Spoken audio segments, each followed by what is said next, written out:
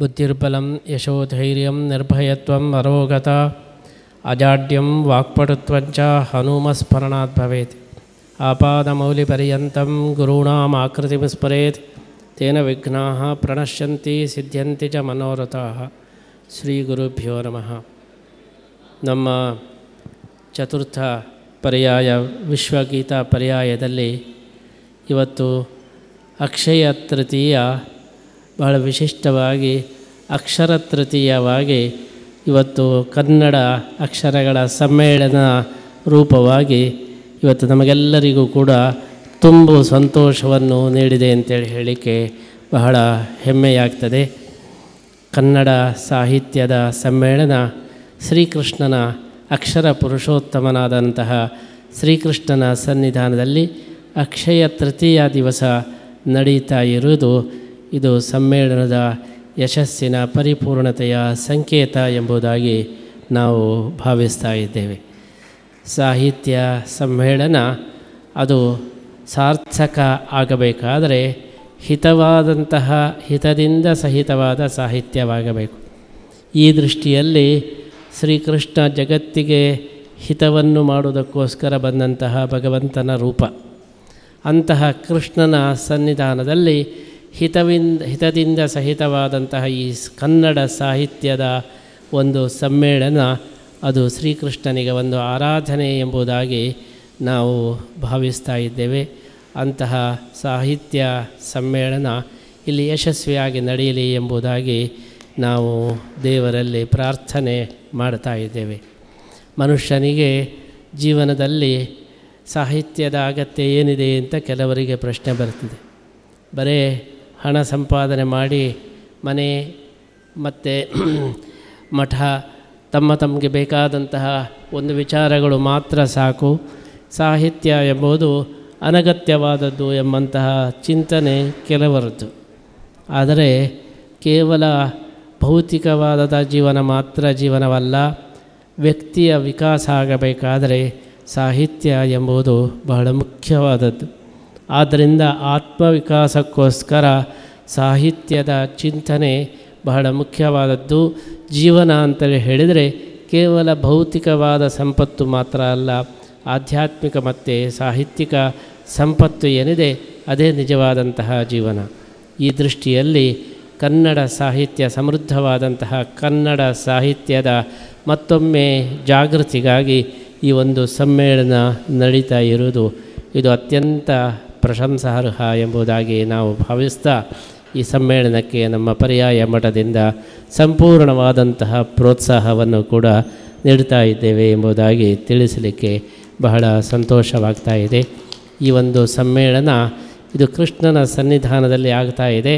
ಹಾಗಾಗಿ ಕೃಷ್ಣನ ಮೂಲ ರೂಪವಾದಂತಹ ವಿಷ್ಣುಮೂರ್ತಿಯವರ ಈ ಒಂದು ನೇತೃತ್ವದಲ್ಲಿ ಈ ಸಮ್ಮೇಳನ ಇದು ಕೃಷ್ಣನೇ ನಡೆಸ್ತಕ್ಕಂತಹ ಒಂದು ಸಮ್ಮೇಳನ ಎಂಬುದಾಗಿ ನಾವು ಭಾವಿಸ್ತಾ ಇದ್ದೇವೆ. ಪಾದೇಕಲ್ಲು ವಿಷ್ಣುಮೂರ್ತಿ ಭಟ್ಟರು ಇಡೀ ಕನ್ನಡ ಸಾಹಿತ್ಯದ ಒಬ್ಬ ಹೆಮ್ಮೆಯ ಸಾಹಿತಿಯಾಗಿದ್ದಾರೆ. ಉಡುಪಿಯ ಒಂದು ಪರಿಸರದಲ್ಲಿ ದೊಡ್ಡ ಸಾಹಿತಿಯಾಗಿ ಎಲ್ಲ ಕನ್ನಡ ಸಾಹಿತ್ಯದ ಸಮೃದ್ಧಿಗೆ ಅವರ ಕೊಡುಗೆ ಬಹಳ ಅಪಾರವಾದದ್ದು. ಅವರು ನಿಶ್ಶಬ್ದವಾದಂತಹ ಸೇವೆಯನ್ನು ಮಾಡ್ತಾ ಇದ್ದಾರೆ. ಎಲ್ಲಿಯೂ ಕೂಡ ತೆರೆಯ ಮರೆಯಲ್ಲಿ ಇದ್ದುಕೊಂಡು ಕನ್ನಡ ಸಾಹಿತ್ಯದ ವಿಶೇಷ ಸೇವೆಯನ್ನು ಮಾಡಿದ್ದಾರೆ. ಅಂತಹ ವಿಷ್ಣುಮೂರ್ತಿ ಭಟ್ಟರು ಕೃಷ್ಣಮೂರ್ತಿಯ ಒಂದು ಸಂಕೇತವಾಗಿ ಇವತ್ತು ನಮ್ಮ ಸಾಹಿತ್ಯದ ಸರ್ವ ಅಧ್ಯಕ್ಷರು ಆಗಿ ಸಮ್ಮೇಳನದ ಅಧ್ಯಕ್ಷರಾಗಿದ್ದು ನಮಗೆಲ್ಲರಿಗೂ ಕೂಡ ಅತ್ಯಂತ ಸಂತೋಷದಾಯಕವಾದಂತಹ ವಿಚಾರವಾಗಿದೆ. ಅಂತಹ ವಿಷ್ಣುಮೂರ್ತಿ ಭಟ್ಟರ ನೇತೃತ್ವದಲ್ಲಿ ಈ ಸಮ್ಮೇಳನ ಅದೊಂದು ಮೈಲಿಗಲ್ಲಾಗಲಿ, ಸಾಹಿತ್ಯದ ಜಾಗೃತಿಯ ವಿಷಯದಲ್ಲಿ ಇದೊಂದು ಅತ್ಯಂತ ಶ್ರೇಷ್ಠವಾದಂತಹ ಒಂದು ಪ್ರಸ್ತುತಿಯಾಗಲಿ ಅಂತ ಹೇಳಿ ನಾವು ಹಾರೈಸ್ತಾ ಇದ್ದೇವೆ. ಕನ್ನಡ ಸಾಹಿತ್ಯ ಅದೆಲ್ಲ ಸಾಹಿತ್ಯಗಳಕ್ಕಿಂತಲೂ ಶ್ರೀಮಂತವಾದಂತಹ ಸಾಹಿತ್ಯ. ಕನ್ನಡ ನಾಡು ಅದು ಸಾಹಿತ್ಯ, ಕಲೆ, ಅಧ್ಯಾತ್ಮ ಇದೆಲ್ಲದಕ್ಕೂ ಕೂಡ ತವರೂರಾಗಿದೆ. ನಮ್ಮ ಜಗದ್ಗುರು ಶ್ರೀ ಮಧ್ವಾಚಾರ್ಯರು ಅವರು ಕನ್ನಡಿಗರಾದದ್ದು ನಮಗೆಲ್ಲರಿಗೂ ಕೂಡ ಅತ್ಯಂತ ಒಂದು ಹೆಮ್ಮೆಯ ಗುರುಗಳಾಗಿದ್ದಾರೆ. ಕನ್ನಡಿಗ ಗುರುಗಳು ಅಂತೇಳಿ ಹೇಳಿದರೆ ಮಧ್ವಾಚಾರ್ಯರು ಮಾತ್ರ. ಕನ್ನಡದ ನೆಲದಲ್ಲಿ ಉಡುಪಿಯ ಹತ್ತಿರ ಪಾಜಕ ಕ್ಷೇತ್ರದಲ್ಲಿ ಅವತರಿಸಿ ಇಡೀ ಜಗತ್ತಿಗೆ ತನ್ನ ಸಿದ್ಧಾಂತವನ್ನು ಪ್ರಚಾರ ಮಾಡಿದಂತಹ ಶ್ರೀ ಮಧ್ವಾಚಾರ್ಯರ ನೆಲದಲ್ಲಿ ಇವತ್ತು ಕನ್ನಡ ಸಾಹಿತ್ಯ ಸಮ್ಮೇಳನದ ಈ ಒಂದು ಸಂಭ್ರಮ ನಡೀತಾ ಇರೋದು ಇದು ಅತ್ಯಂತ ಅರ್ಥಪೂರ್ಣ ಎಂಬುದಾಗಿ ನಾವು ಭಾವಿಸ್ತಾ, ಇಂತಹ ಸಮ್ಮೇಳನಕ್ಕೆ ಕನ್ನಡದ ಅನೇಕ ನಾಯಕರುಗಳು ಬಂದಿದ್ದಾರೆ. ನಮ್ಮ ಮಹೇಶ್ ಜೋಶಿಯವರು ಬಂದಿದ್ದಾರೆ, ಅದೇ ರೀತಿ ಅಡಿಗ ಅವರು ಬಂದಿದ್ದಾರೆ. ಉಡುಪಿಯ ನೆಲದಲ್ಲಿ ಅನೇಕ ಶಿವರಾಮ ಕಾರಂತಹ ದೊಡ್ಡ ದೊಡ್ಡ ಸಾಹಿತಿಗಳು ಇಲ್ಲಿ ಮೂಡಿ ಬಂದಂತಹ ಸ್ಥಳದಲ್ಲಿ ಇನ್ನಷ್ಟು ಸಾಹಿತ್ಯ ಕೃಷಿ ಅದು ಸಮೃದ್ಧವಾಗಬೇಕು, ಇನ್ನಷ್ಟು ಸಾಹಿತಿಗಳ ಉಗಮ ಇಲ್ಲಿ ಆಗಬೇಕು. ಈ ದೃಷ್ಟಿಯಲ್ಲಿ ನಾವು ಈ ಸಮ್ಮೇಳನ ಇದೊಂದು ಹೊಸ ಒಂದು ಜಾಗೃತಿಯನ್ನು ಮೂಡಿಸಲಿ ಅಂತೇಳಿ ಹಾರೈಸ್ತಾ, ನಮ್ಮ ಮಹೇಶ್ ಜೋಶಿಯವರು ಕೂಡ ಇವತ್ತು ಬಂದಿದ್ದಾರೆ. ಇಡೀ ಸಾಹಿತ್ಯ ಕ್ಷೇತ್ರದ ಅತ್ಯಂತ ದಿಗ್ಗಜ ಸಾಹಿತಿಯಾದಂತಹ, ಅದೇ ರೀತಿ ಪ್ರಚಾರ ಮಾಧ್ಯಮದಲ್ಲಿಯೂ ಕೂಡ ವಿಶೇಷವಾದಂತಹ. ಇನ್ನೊಂದು ಕಡೆ ಕ್ರಾಂತಿಯೋಗಿ ಭಕ್ತಿ ಭಂಡಾರಿ ಬಸವನ ಜಯಂತಿ ಇವತ್ತು. ಕನ್ನಡ ಸಾಹಿತ್ಯದ ಎರಡು ಕಣ್ಣುಗಳು ಅಂದರೆ ಒಂದು ವಚನ, ಇನ್ನೊಂದು ದಾಸ ಸಾಹಿತ್ಯ. ದಾಸ ಸಾಹಿತ್ಯ ಮತ್ತು ವಚನ ಸಾಹಿತ್ಯ ಕನ್ನಡ ಸಾಹಿತ್ಯದ ಎರಡು ಕಣ್ಣುಗಳು ಅನ್ನುವಂಥದ್ದು. ಅಕ್ಷಯ ತೃತೀಯ ದಿನ ನಾವು ಏನೇ ಮಾಡಿದರೂ ಸಹಿತ ಇದಕ್ಕೆ ಅಂತ್ಯವಿಲ್ಲ ಅನ್ನುವಂತಹದ್ದನ್ನು ನಂಬಿಕೆಯನ್ನು ಹೊಂದಿರತಕ್ಕಂಥವ್ರು ನಾವು. ಹಾಗಾಗಿ ಪರಮಪೂಜ್ಯ ಶ್ರೀಗಳವರು ಹೇಳಿದ ಹಾಗೆ ಇವತ್ತು ಅಕ್ಷಯ ತೃತೀಯದ ಜೊತೆಗೆ ಅಕ್ಷರ ತೃತೀಯವನ್ನು ಸಹಿತ ಇವತ್ತು ನಮ್ಮ 17ನೇಯ ಉಡುಪಿ ಜಿಲ್ಲಾ ಸಾಹಿತ್ಯ ಸಮ್ಮೇಳನದ ಮುಖಾಂತರವಾಗಿ ನಾವು ಆಚರಣೆ ಮಾಡ್ತಾ ಇದ್ದೀವಿ. ಸಮ್ಮೇಳನದ ಅಧ್ಯಕ್ಷರು ಡಾಕ್ಟರ್ ಪಾದೇಕಲ್ ವಿಷ್ಣು ಭಟ್ರು ಇವತ್ತು ಈ ಸಮ್ಮೇಳನಕ್ಕೆ ಒಂದು ಕಳಸವನ್ನು ಇಟ್ಟ ಹಾಗೆ ಅತಿ ಮಹತ್ವವನ್ನು ತಂದುಕೊಟ್ಟಿದ್ದಾರೆ. ಇದಕ್ಕೆ ವೇದಿಕೆಯ ಮೇಲೆ ಆಸೀನರಾಗಿ ಈ ಸಮ್ಮೇಳನಕ್ಕೆ ಗೌರವವನ್ನು, ಹೆಚ್ಚಿನ ಮಹತ್ವವನ್ನು ತಂದುಕೊಟ್ಟಿರ್ತಕ್ಕಂತಹ ಎಲ್ಲ ಗಣ್ಯರೇ, ವೇದಿಕೆಯ ಮುಂದೆ ಇರತಕ್ಕಂತಹ ಕನ್ನಡದ ಅಭಿಮಾನಿಗಳೇ, ಕನ್ನಡದ ಪರಿಚಾರಕರೇ ಅನ್ನುವಂಥದ್ದು. ಉಡುಪಿಯ ಜಿಲ್ಲೆಗೆ ಬರಬೇಕಾದ್ರೆ ನಾನು ಬಹಳ ಗೌರವದಿಂದ ಬರ್ತೀನಿ. ಮಂತ್ರಾಲಯದ ರಾಘವೇಂದ್ರ ಸ್ವಾಮಿಗಳು ಬರೆದಿರ್ತಕ್ಕಂಥದ್ದು ಒಂದೇ ಒಂದು ಭಕ್ತಿಗೀತೆ, ಇಂದು ಎನಗೆ ಗೋವಿಂದ ಅನ್ನುವಂಥದ್ದು.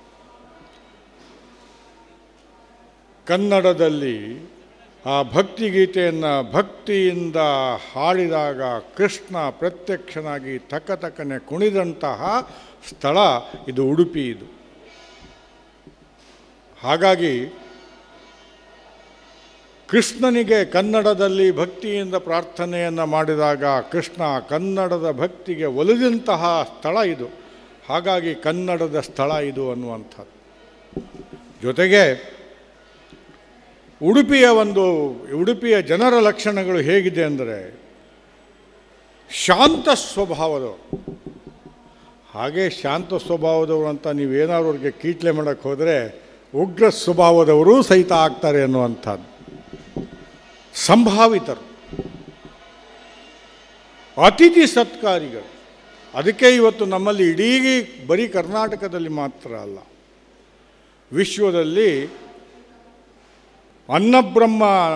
ಅನ್ನಬ್ರಹ್ಮನ ಮುಖಾಂತರವಾಗಿ ಹಸಿದವರಿಗೆ ಅನ್ನವನ್ನು ಕೊಡ್ತಕ್ಕಂತಹ ಅದ್ಭುತವಾಗಿರ್ತಕ್ಕಂತಹ ಕಾರ್ಯವನ್ನು ಮಾಡ್ತಾ ಇರ್ತಕ್ಕಂಥದ್ದು ಅಂದರೆ ಉಡುಪಿಯ ಹೋಟೆಲ್ಗಳು. ತಮಗೆಲ್ಲ ಗೊತ್ತಿದೆ, ಮಹಾಭಾರತದ ಕುರುಕ್ಷೇತ್ರ ಯುದ್ಧದಲ್ಲಿಯೂ ಸಹಿತ ಅಡುಗೆಯನ್ನು ಮಾಡಿರ್ತಕ್ಕಂಥವ್ರು ಉಡುಪಿಯಿಂದ ಬಂದಿರೋರು ಅನ್ನುವಂಥದ್ದು ನಂಬಿಕೆ ಇದೆ. ನಾಡ ಹಾಗೂ ದೇಶ ಪ್ರೇಮಿಗಳು ಅನ್ನುವಂಥದ್ದು. ಮೊದಲು ನಾಡ ಪ್ರೇಮಿಗಳು, ಅನಂತರ ದೇಶ ಪ್ರೇಮಿಗಳು ಅಂತ. ಇವತ್ತು ನಾವು ಎಲ್ಲರೂ ಸಹಿತ ನಾಡಿನ ಜೊತೆಗೆ ದೇಶ ಪ್ರೇಮಿಗಳು ಆಗಲೇಬೇಕು ಅನ್ನುವಂಥದ್ದು. ಯಾಕಂದರೆ ತಮಗೆಲ್ಲ ಗೊತ್ತಿದೆ, ಇತ್ತೀಚೆಗೆ ನಮ್ಮ ಮೇಲೆ ನಡೆದಂತಹ ದಾಳಿ, ಆ ದಾಳಿಯಲ್ಲಿ ಅನೇಕ ಕನ್ನಡಿಗರು ಸಹಿತ ಬಲಿಯಾದರು ಅನ್ನುವಂಥದ್ದನ್ನು ಇಲ್ಲಿ ಬಹಳ ದುಃಖದಿಂದ ನಾನು ಇಲ್ಲಿ ಹೇಳ್ತಾ, ಅವರೆಲ್ಲರ ಆತ್ಮಕ್ಕೆ ಶಾಂತಿಯನ್ನು ಕೋರ್ತಾ, ಅವರ ಕುಟುಂಬದ ಜೊತೆಗೆ ನಾವೆಲ್ಲರೂ ಕನ್ನಡಿಗರು ಇರ್ತೀವಿ ಅನ್ನುವಂಥದ್ದನ್ನು ಈ ಸಾಹಿತ್ಯ ಸಮ್ಮೇಳನದ ಮುಖಾಂತರವಾಗಿ ಹೇಳ್ತಾ, ಅವರ ಯಾವುದೇ ಆಗುಹೋಗುಗಳಿಗೆ ಕನ್ನಡ ಸಾಹಿತ್ಯ ಪರಿಷತ್ ಅವರು ಉಡುಪಿಯ ಜಿಲ್ಲೆಯಲ್ಲಿ ನನಗನ್ಸೋ ಮಟ್ಟಿಗೆ ಯಾರೂ ಇಲ್ಲ. ಆದರೆ ಉಡುಪಿ ಜಿಲ್ಲೆಯವರು ಸಹಿತ ಇಲ್ಲಿ ಭೌಗೋಳಿಕವಾಗಿ